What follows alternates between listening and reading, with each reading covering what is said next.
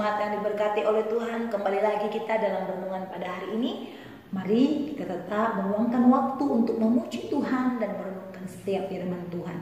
Saat ini kita mau puji Tuhan, kita katakan, jadikan kami satu. Kami rendahkan diri di hadapan-Mu, membawa hancur hati saat berseru, agar kami saling melengkapi tubuh-Mu, seperti Kau dan Yesus adalah satu.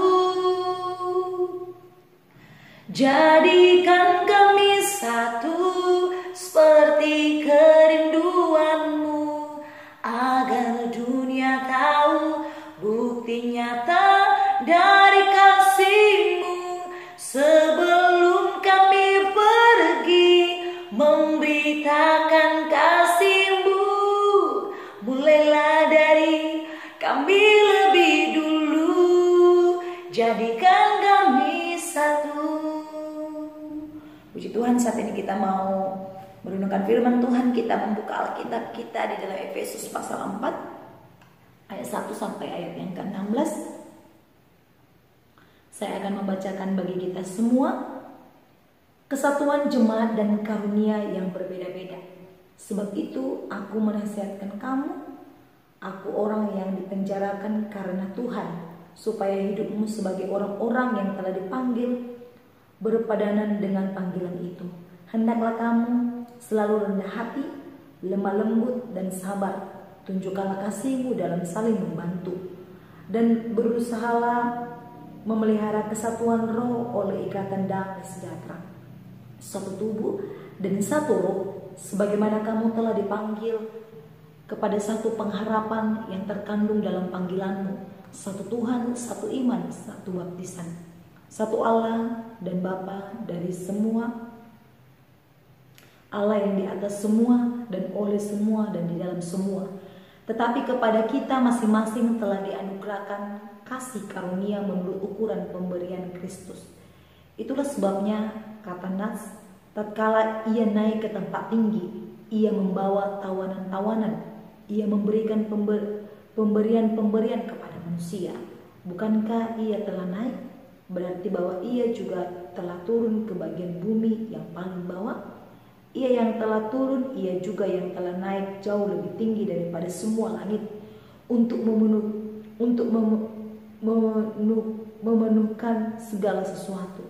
Dan Ialah yang memberikan baik rasul-rasul maupun nabi-nabi, baik pemberita Injil maupun gembala-gembala dan pengajar-pengajar, untuk memperlengkapi orang-orang kudus bagi pekerjaan pelayanan, bagi pembangunan tubuh Kristus, sampai kita semua telah mencapai kesatuan iman dan pengetahuan yang benar tentang anak Allah, kedewasaan penuh dan tingkat pertumbuhan yang sesuai dengan kepenuhan Kristus, sehingga kita bukan lagi anak-anak yang diombang-ambingkan oleh rupa-rupa angin pengajaran, oleh permainan palsu manusia dalam kelicikan mereka yang menyesatkan, tetapi dengan teguh berpegang kepada kebenaran di dalam kasih kita bertumbuh di dalam segala hal ke arah Dia, Kristus yang adalah kepala. Daripadanya lah seluruh tubuh yang rapi tersusun dan diikat menjadi satu oleh pelayanan semua bagiannya, sesuai dengan kadar pekerjaan tiap-tiap anggota, menerima pertumbuhannya dan membangun dirinya dalam kasih. Puji Tuhan, sidang jemaat yang diberkati oleh Tuhan. Pada kesempatan ini saya mau membagikan tema bagi kita semua, yaitu kesatuan jemaat. Sidang jemaat yang diberkati oleh Tuhan, membangun kesatuan dari hal-hal yang sama itu sangat mudah kalau tidak ada perbedaan. Namun membangun kesatuan dari hal-hal yang berbeda-beda itu merupakan hal yang sangat sulit untuk dipersatukan. Karena apa? Karena banyak perbedaan. Oleh karena itu butuh proses untuk menyatukannya, untuk menjadi baik dan seia sekata. Sidang jemaat Tuhan, bagi orang Kristen itulah tujuan kehadirannya di dunia, yaitu menjadi satu di dalam Tuhan. Sidang jemaat yang diberkati oleh Tuhan, Rasul Paulus dikatakan tadi yang dipenjara karena Yesus Kristus memberikan nasihat kepada jemaat yang di Efesus. Rasul Paulus menginginkan jemaat yang di Efesus memiliki kesatuan, walaupun mereka ada banyak karunia-karunia yang diberikan, berbeda-beda karunia.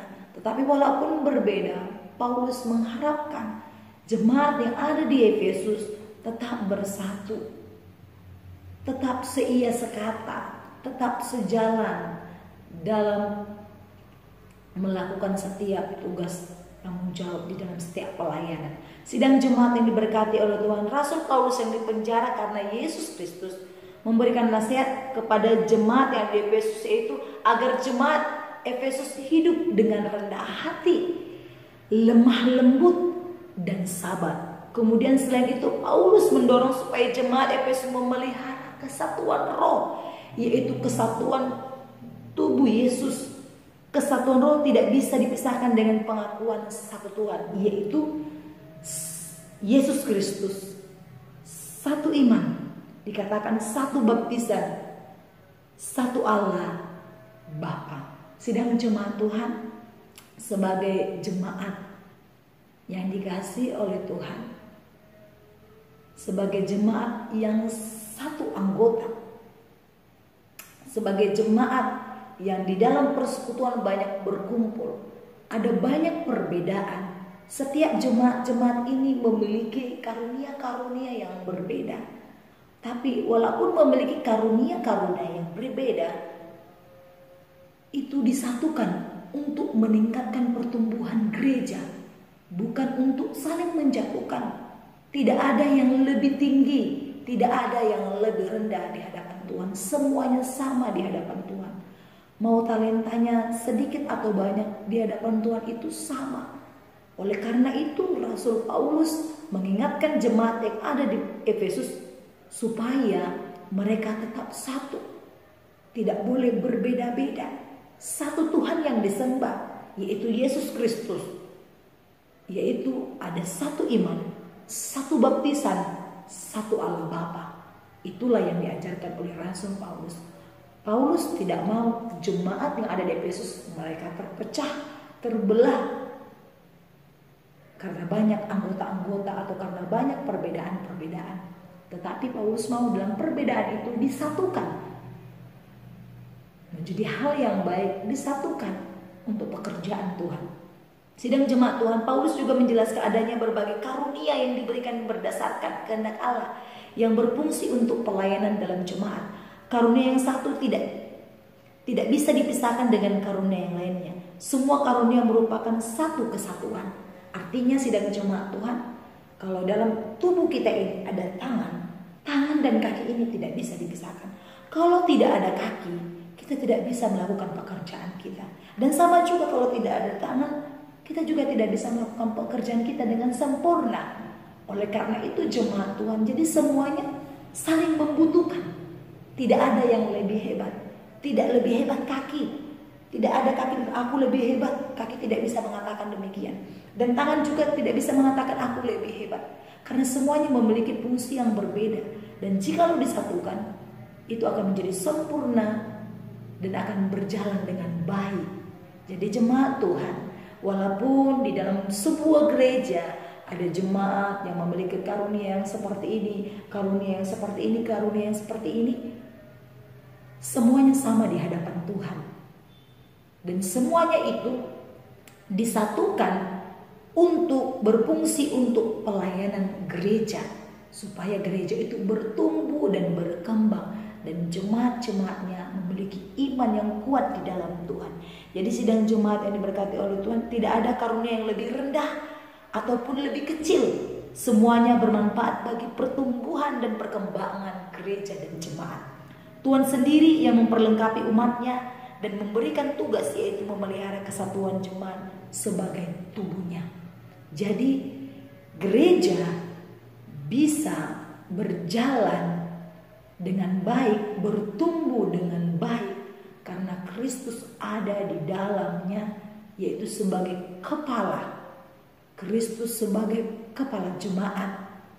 Jemaatlah yang melakukan setiap pelayanan-pelayanan. Orang-orang yang di dalam gereja lah yang melakukan setiap pelayanan-pelayanan. Dan Kristuslah kepala kita. Jadi ada yang sebagai pengajar, sebagai penginjil, sebagai pendoa syafaat, pemimpin pujian, ada banyak hal lagi, sebagai pengkhotbah. Semuanya itu satu di dalam gereja. Dan itu berfungsi untuk pertumbuhan gereja. Tidak ada yang mengatakan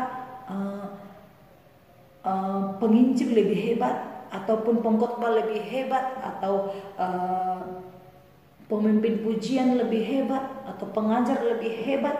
Tidak ada boleh mengatakan seperti itu. Semuanya sama dan disatukan.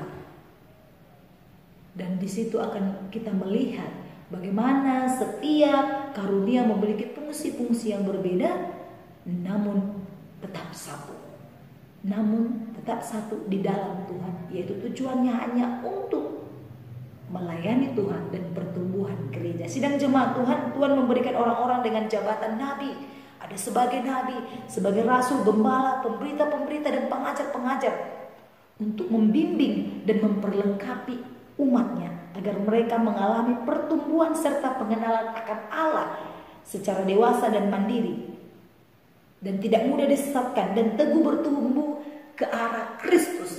Jadi setiap orang yang sudah dipilih Tuhan, Tuhan sudah memberikan jabatan-jabatan atau karunia sebagai nabi, rasul, gembala, pemberita-pemberita, pengajar-pengajar, itu berfungsi untuk membimbing. Dan itu karunia yang Tuhan berikan bukan untuk kebanggaan diri sendiri, namun itu berfungsi untuk gereja supaya jemaat bisa dibimbing, jemaat diperlengkapi, dan supaya jemaat tetap bertumbuh ke arah Kristus. Jadi sidang jemaat Tuhan, pertumbuhan jemaat dengan karunia yang berbeda harus berfokus ke arah Kristus sebagai Tuhan dan kepala gereja. Kalau anggota jemaat memiliki pengenalan yang benar tentang Allah, maka tujuan kehadiran gereja di dunia ini menjadi konkret dalam kesatuan. Jadi sidang jemaat Tuhan, gereja yang bersatu menjadi sebuah kesaksian yang sangat berkuasa di tengah-tengah dunia ini. Jadi kalau gereja kita bersatu, memiliki kesatuan bersatu, tidak ada perpecahan, maka kita bisa menjadi saksi di tengah-tengah gereja yang lainnya. Jadi mari kita memelihara kesatuan itu. Apa yang sudah Tuhan berikan, karunia yang sudah Tuhan berikan, mari kita pergunakan dengan baik untuk melayani Tuhan. Puji Tuhan, demikian firman Tuhan. Mari kita berdoa. Terima kasih Bapa, kami bersyukur kepadamu buat hari ini. Kami sudah mendengarkan firman Tuhan tentang kesatuan jemaat. Kami rindu kami boleh bersatu untuk pekerjaan Tuhan. Terima kasih Tuhan, mengkaryakan firman-Mu. Dalam nama Yesus kami sudah berdoa. Haleluya. Amin.